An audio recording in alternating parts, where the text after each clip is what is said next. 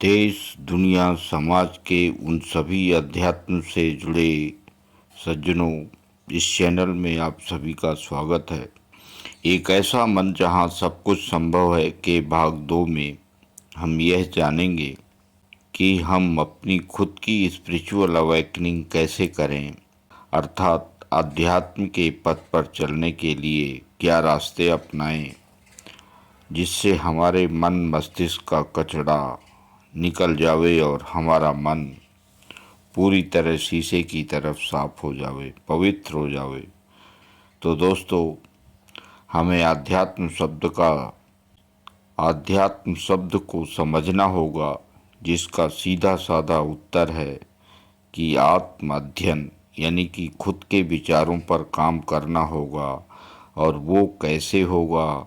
हम सभी इतना तो जानते हैं कि इस ब्रह्मांड में जो भी घटित हो रहा है उसमें सही और गलत क्या है, यदि सच्चाई और बुराई में अंतर तो हमें पहले से ज्ञात है।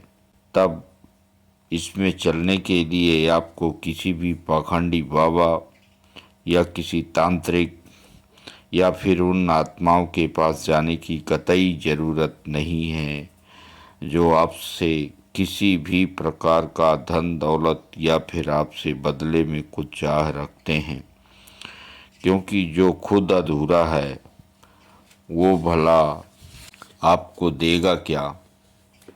और सिर्फ सच्चे मन से अपने ईश्वर के पास समय देना शुरू कर दीजिए।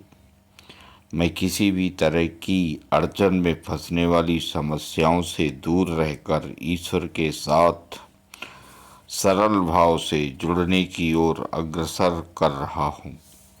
सिर्फ अपने ईश्वर पर मन के रिश्ते को धीरे धीरे जोड़ना शुरू कर दीजिए। मेरा मार्गदर्शन आपको किसी भी नियम और कठिन तपस्या की ओर नहीं ले जा रहा है। आपको सिर्फ सरल से सरल रास्ते में चलकर ईश्वर से दोस्ती करने की बात कही जा रही है।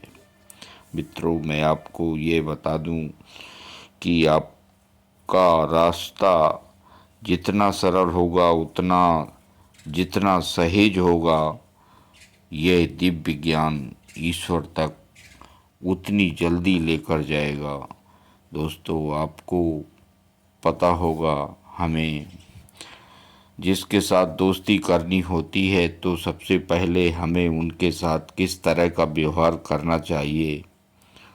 जब हम किसी से दोस्ती करते हैं तो सबसे पहले तो हम उनके बारे में थोड़ा सा यह विचार अवश्य करते हैं कि हम ऐसा क्या करें जिससे सामने वाला हमें अपने पास बुलाने लगे और अपनी बातें हमसे शेयर करने लगे और हमेशा अपने पास आने की अनुमति देना शुरू कर दे।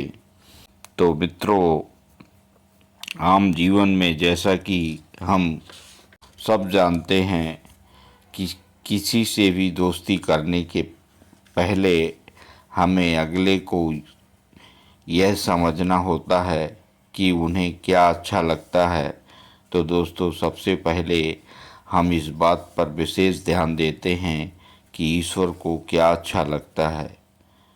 तब हमें सीधा सा उत्तर मिलता है कि ईश्वर द्वारा बनाए गए कुछ ऐसे छोटे छोटे काम जिनको करने से ही हमारे अध्यात्म की शुरुआत होने लगती है।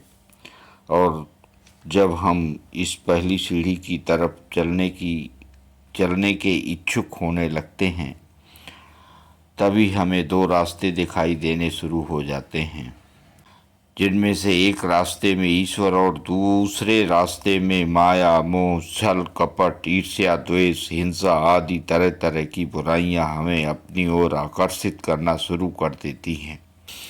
वहीं से अध्यात्म की पहली सीढ़ी की शुरुआत होने लगती है। जिसने भी अपने जीवन में दृढ़ संकल्प लेकर ईश्वर के काम किए हैं, वही लोग अध्यात्म की ओर अग्रसर हो पाए हैं।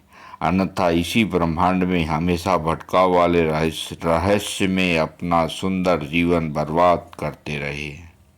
आज इतना ही। चैनल को लाइक, सब्सक्राइब और शेयर करने के लिए आपको मेरी तरफ से बहुत बहुत धन्यवाद।